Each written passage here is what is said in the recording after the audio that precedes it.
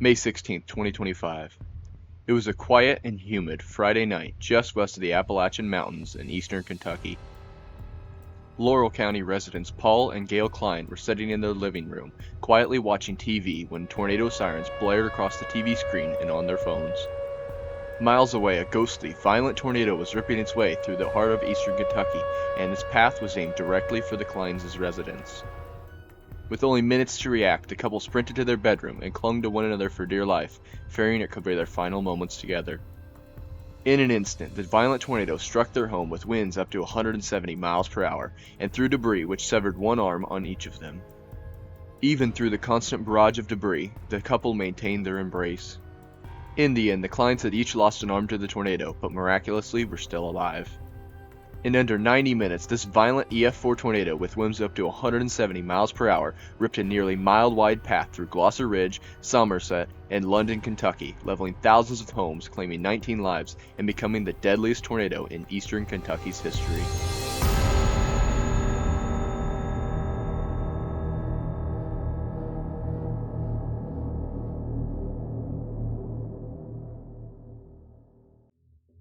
Days before the 16th, forecasters took note of a possibly widespread severe weather day incoming. The first note of the potential severe weather on the 16th by the SPC was the Day 5 Outlook issued on May 12th, which indicated a 15% risk throughout parts of the central U.S. For the next 3 days, the slight/15% risk was maintained. Then, on the Day 2 Outlook, an enhanced risk for severe weather was introduced, with the first note of significant tornadoes.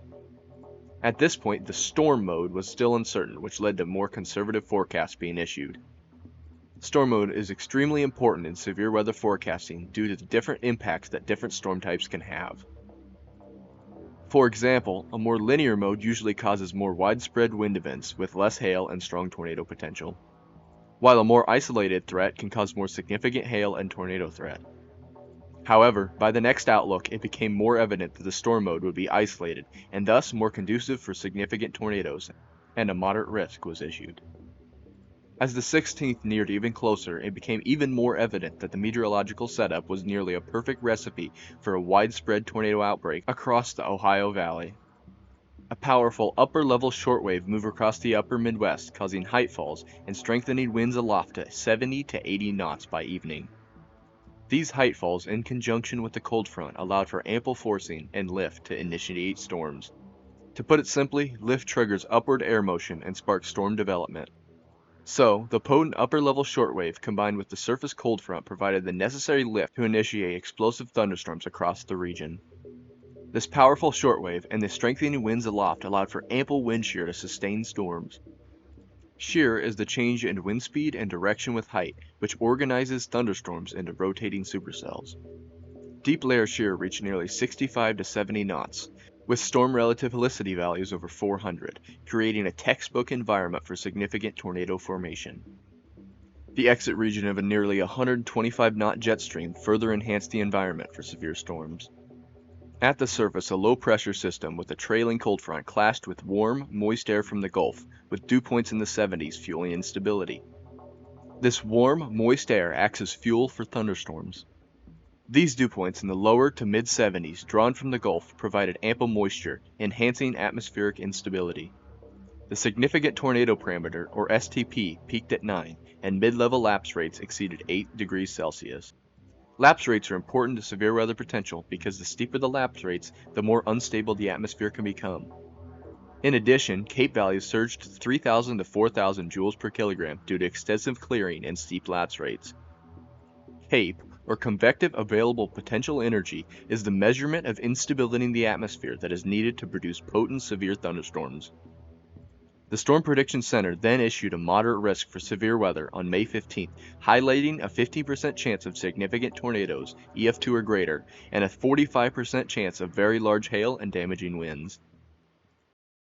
As the 16th neared closer, the models continued to show a devastating potential.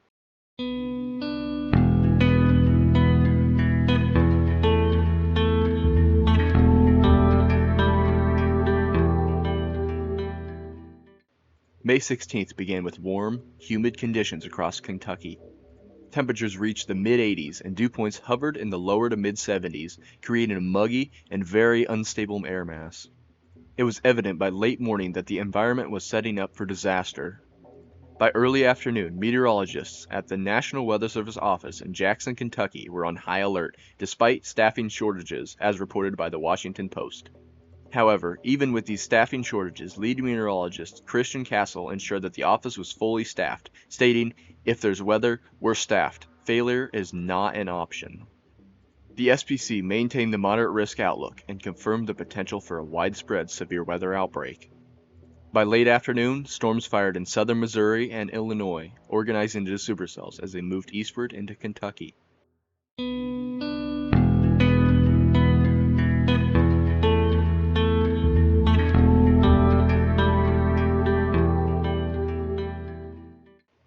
By 6 p.m., supercells had erupted across the region, fueled by the extreme instability and shear. These storms produced large hail and early tornadoes in neighboring states. According to National Weather Service Paducah, some of these hailstones were nearly 4 inches in diameter and were extremely close to the state hail record sizes. The largest documented hailstone on record in the Paducah 58 county forecast area was 4.5 inches in diameter, set in Todd County back in May of 1995. Additionally, numerous significant tornadoes such as the Marion, Illinois EF4 with winds up to 190 miles per hour and the St. Louis, Missouri EF3, which caused a staggering $1.6 billion in damage, had already occurred earlier in the day before the Kentucky storms even fired. As the boundary that had fired these previous storms continued eastward, new convection, including potent isolated supercells, rapidly fired. And by 7:15 p.m., a tornado watch was issued for all of eastern Kentucky. At around this time, a lone supercell fired in southwestern Kentucky, heading straight for an extremely potent environment. This supercell tracked nearly the entire state of Kentucky without producing any tornadoes. However, as the low-level jet began to kick in, the supercell became tornadic. The low-level jet, or LLJ, commonly kicks in the late evening hours and can rapidly cause potent supercells to become much more conducive for tornadoes due to greatly increased low-level shear. At this point, it was only a matter of time before the storm produced its first tornado.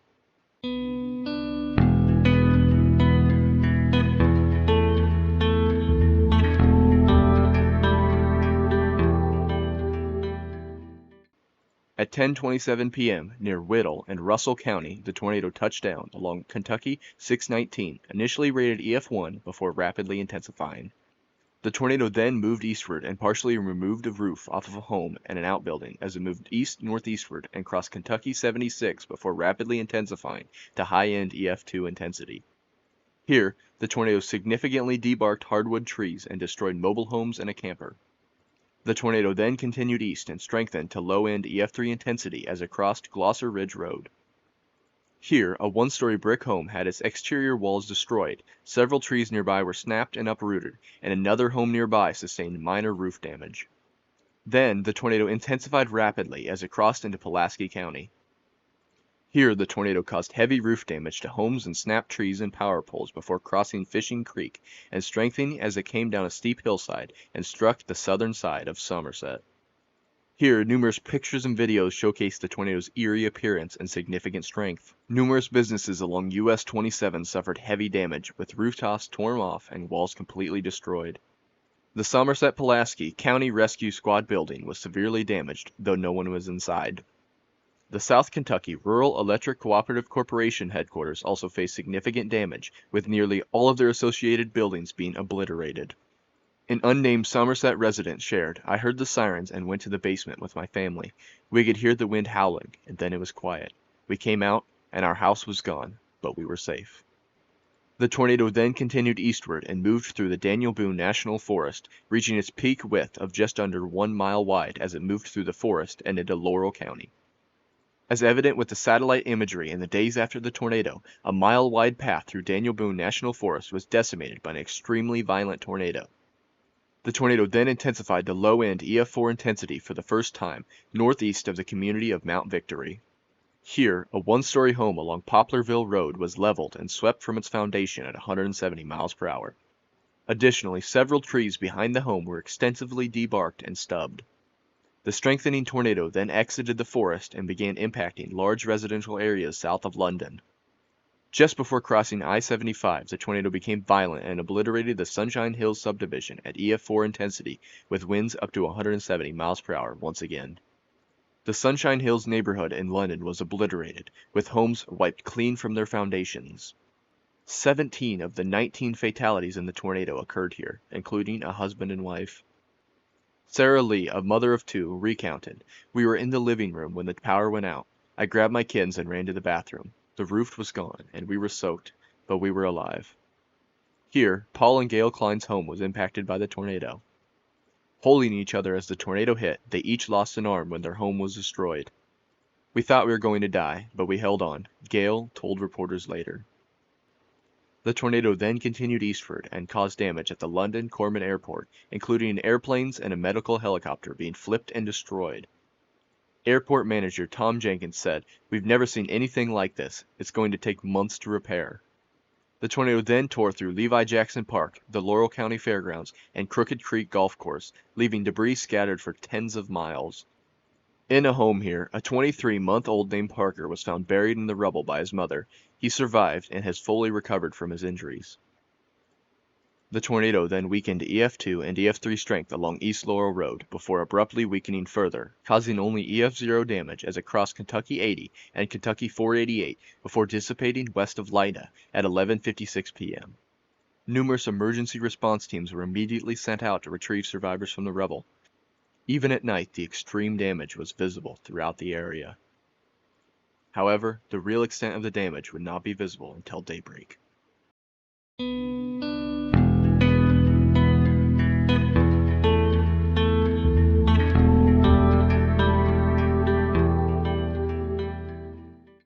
In total, the tornado had claimed 19 lives, 17 in Laurel County, 1 in Pulaski, and 1 in Russell. At least 10 others were injured, with 3 listed as critical condition at the University of Kentucky Hospital. Notably, firefighter Major Roger Leslie Leatherman unfortunately was killed while responding to storm damage. In all, this became the deadliest tornado in eastern Kentucky on record. Damages in Laurel County alone reached $350 million. Power outages affected nearly 170,000 people statewide, and Laurel County declared a mass casualty incident.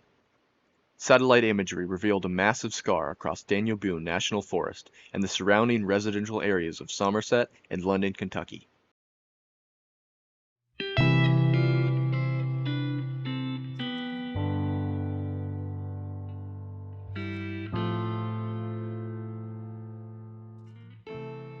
Even with the immense devastation, the community's response was swift. The London Corban Airport became a 24-hour hub for relief supplies and debris removal. First Baptist Church in London provided shelter, cots, and supplies, with Pastor David Smith noting, "People are bringing clothes, toys, and hope." South Laurel High School gym served as a warming station. GoFundMe campaigns raised thousands, and organizations like the United Way and Habitat for Humanity committed to long-term recovery.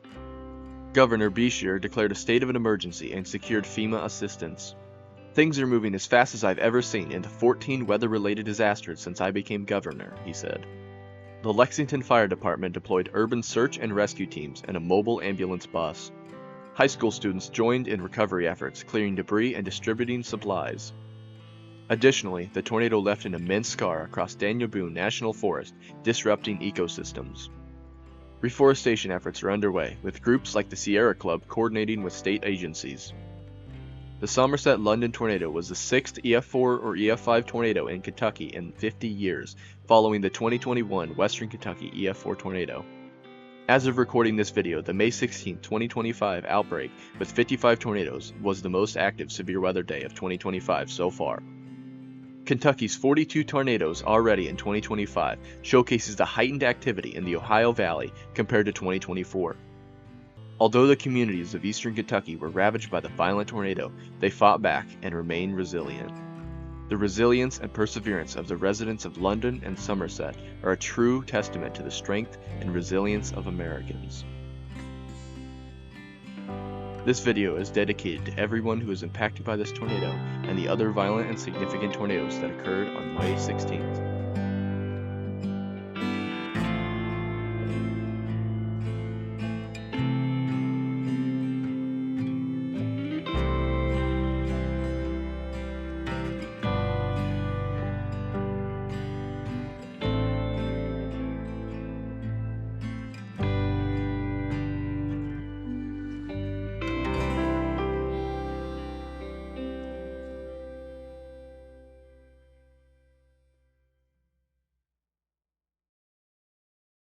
Once again, I really want to say thank you guys for watching. These videos, like I mentioned last time, take a really long time for me to make. A lot of stuff goes into it, research and obviously the editing and recording, everything. It takes a lot of work. So I really appreciate you guys for tuning in. If you're interested, become a channel member. That really supports my mission and storm chasing and all of that. But I really just appreciate you guys for sticking until here, and I'll see you guys next time. Goodbye.